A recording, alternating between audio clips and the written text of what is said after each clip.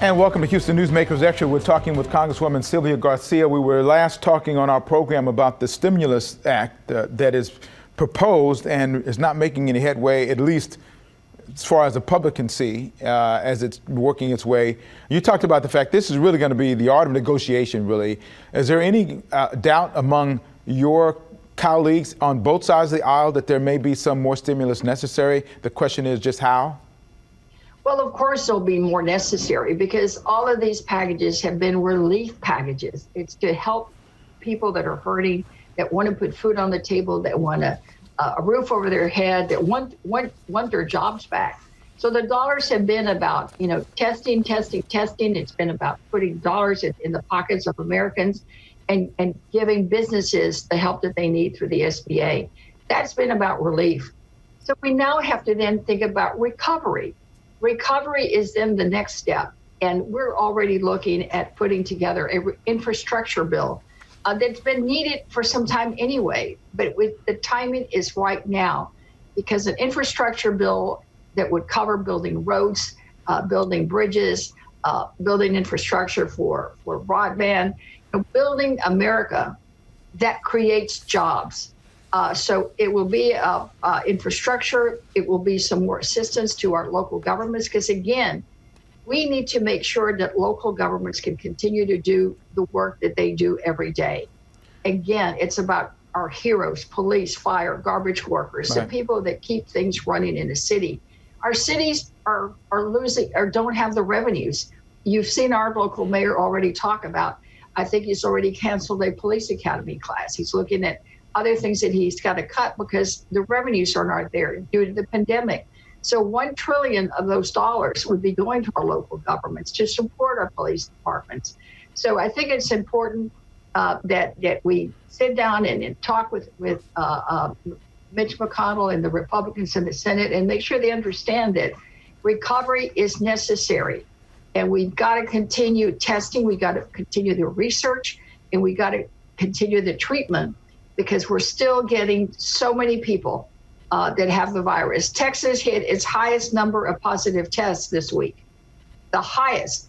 Yet we're still opening trying to open our economy. So we got to make sure that as we try to reopen, that we don't forget that people are still testing positive and people are still having to go to the hospital. Are you concerned at all about, we still are so partisanly shifted. You would think that with a pandemic, it would be, a little bit more kumbaya, people coming together a little bit more.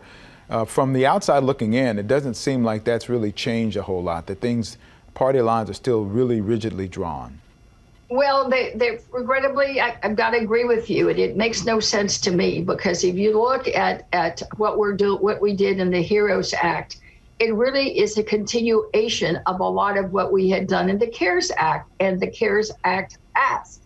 So it makes no sense to me. For example, the supplement is $600 a month on your unemployment check. And just think of all the people in the state that have been helped by that.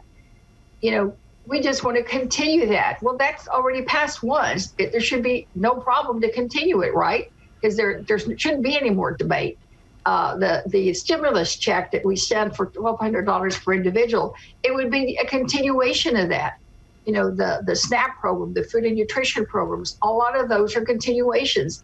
The only really new things are some things that we added for housing, rental assistance, mortgage assistance, because and of course, the dollars for the local governments, for our heroes on the ground. I've heard the argument that there's too much money, that at some point you have to stop that process, that maybe you stop it at some point and maybe now's the time. That's one of the arguments I've heard about that. You'd say what to that?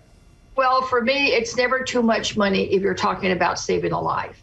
And I'd rather spend it now on doing the work to prevent and to the spread of the disease, to be able to have people to stay at home to prevent the contagion of the disease, and to continue the research and treatment efforts that we have to do.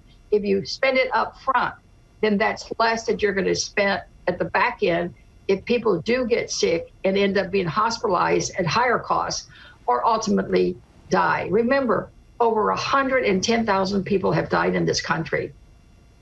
willing to spend money to save that life. I don't want the numbers to go up. I think it's shameful that we even hit the number that we hit. So I'm willing to spend the dollars because to me, life is more important. I want to talk about, once again, before we go, about the Justice and Policing Act. That's been pretty quickly marked up at this point. I mean, it seems to have come together fairly quickly considering what's been happening in our country. Are you concerned at all about maybe it's too much, too fast, or is it about time?